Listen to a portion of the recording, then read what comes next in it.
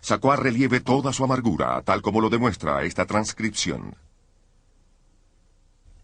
Es como si ustedes reconocieran y aceptaran el derecho de los Estados Unidos a violar las leyes internacionales. Ofendieron nuestros sentimientos al no habernos consultado, pero el peligro principal yace en la debilidad de la política soviética.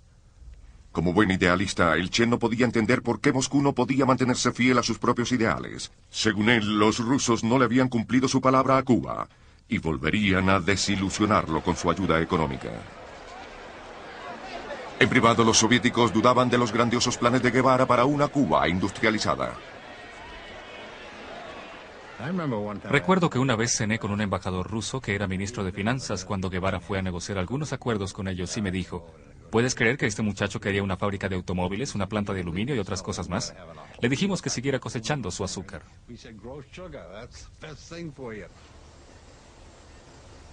El equipo dado por los soviéticos era de pésima calidad y por ende la producción era igual. También la agricultura fue devastada. La producción azucarera cayó aún más que en los peores años de Batista. Los cubanos hacían cola en las calles para poder comprar las frutas que antes caían de los árboles. La política económica de Guevara había fallado. Nos equivocamos y tal vez yo sea el responsable. Hablaba mucho acerca de la transformación social y luego me dieron la tarea de supervisar esa misma transformación.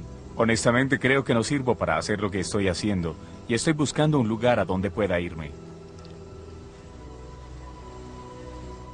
No podía imaginármelo sentado detrás de algún escritorio en cualquier país. Él era un nómada. Tenía que seguir siendo el caballero andante, siempre en la eterna búsqueda por lo correcto y lo justo. Y así, en 1964, el eterno caballero andante abandonó su trabajo detrás de un escritorio y se convirtió en el embajador viajero de Castro. Pero a donde llegara, criticaba abiertamente a la Unión Soviética, y él, para Castro, se estaba convirtiendo en un riesgo. ¡El Che Guevara! ¡El Che Guevara! Cuando el descarriado viajero regresó a Cuba, Castro acudió a recibirlo, aunque la reunión estuvo tensa. Esta fue la última vez que los dos hombres aparecieron juntos en público. Guevara comenzaba a verse en un nuevo papel como un catalizador revolucionario. Distanciándose de Castro, soñaba liberar a Cuba de su dependencia soviética. El Che decidió crear sus propios aliados, promoviendo la revolución en otras partes del mundo. Disfrazado como un acicalado hombre de negocios y sin barba, en 1965 viajó al Congo, en África, para probar su teoría.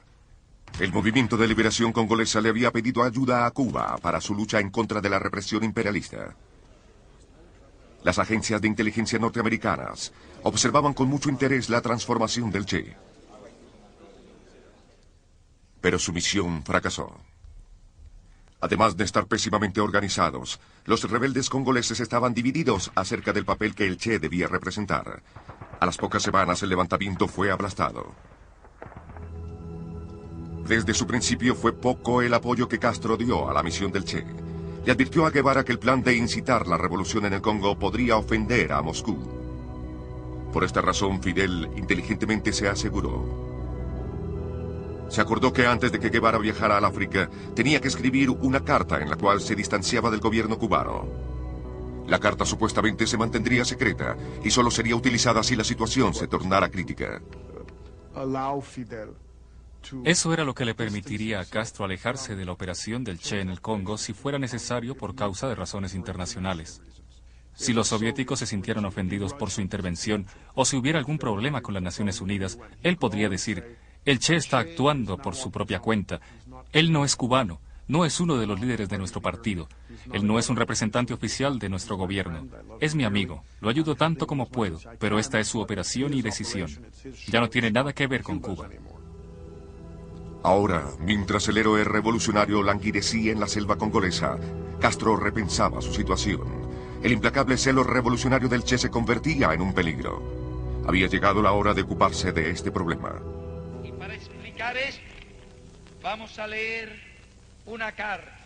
Aquí Su oportunidad llegó durante un mitin político en La Habana.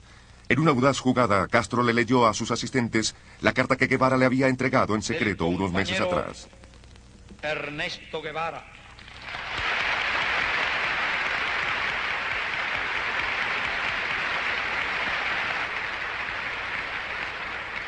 Siento que he cumplido la parte de mi deber que me ataba a la revolución cubana en su territorio y me despido de ti, de los compañeros, de tu pueblo, que es ya mío. Hago formal renuncia de mis cargos en la dirección del partido. La esposa del Che estaba visiblemente acongojada. Castro le había cerrado la puerta a la posibilidad del regreso a Cuba de su esposo, mientras que permitía que su leyenda siguiera viva dentro del pueblo cubano. Me ata a Cuba. Otras tierras del mundo reclaman Castro no había consultado con Guevara la lectura de su carta. Fueran los que fueran sus motivos, su efecto fue devastador. El Che había sido traicionado por el pragmatismo, tanto de parte de la Unión Soviética como de parte de Fidel Castro.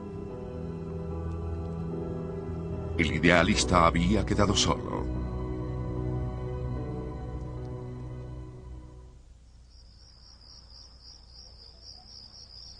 Bolivia, 1966. El Che regresó a sus raíces en la guerra de guerrillas, escondiéndose en la selva boliviana. Su meta era la de iniciar una revolución que se extendiera por toda Sudamérica. Como exilado, este se convertiría en su último y desesperado intento para reconquistar el triunfo del cual había disfrutado durante la Revolución cubana. Pero esta vez no tenía la ayuda de su antiguo mentor, Fidel Castro. Sin él, el Che se enfrentaría a una serie de acciones desastrosas, cada una de ellas subrayando su debilidad como líder guerrillero. Su mayor error fue el de haberse hecho acompañar de tan solo 12 hombres. Guevara creía que el único requerimiento para iniciar una revolución era la existencia de una pequeña y cerrada organización revolucionaria, totalmente dedicada y dispuesta a cualquier sacrificio que pudiera de alguna manera iniciar o continuar una revolución.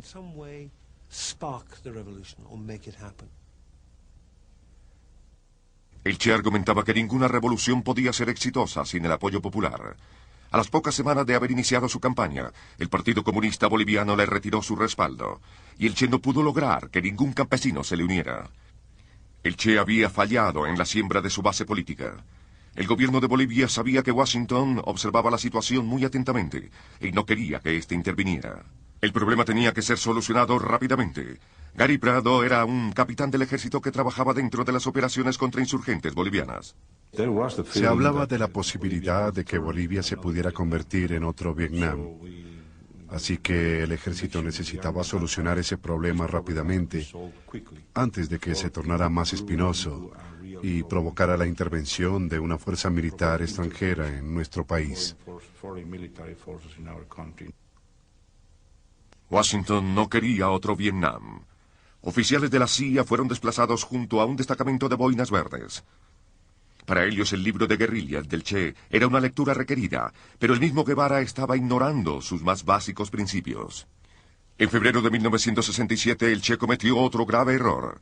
Aunque los rebeldes tras grandes esfuerzos habían logrado entrar a Bolivia sin ser detectados, él invitó a 3 famosos radicales extranjeros a su campamento para sostener charlas acerca de los prospectos de una revolución a escala mundial. El arribo de una serie de turistas a Bolivia le sugirió a las autoridades que el Che Guevara debía estar en las montañas, si no, ¿para qué habían llegado ellos? Y 2 de estos, seguramente a causa de su ingenuidad e ignorancia de la zona, y tal vez sin querer, permitieron que el ejército los siguiera hasta las cercanías del campamento guerrillero. A las pocas semanas el ejército boliviano ya tenía ubicado el campamento guerrillero. Los rebeldes y sus visitantes lograron escapar, pero como le demuestra esta singular filmación, ellos habían dejado atrás algunas extraordinarias pistas que revelaban sus identidades, incluyendo fotografías del propio Guevara. Ametralladoras, pistolas 9 milímetros. Tenemos pruebas suficientes para poder decir que fue el Che Guevara quien organizó esta clase de guerra, y que él y sus guerrilleros siguen en esta zona.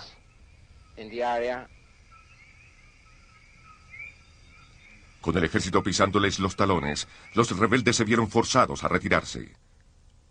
Sus únicos ataques fueron hechos en contra de farmacias locales para conseguir medicamentos.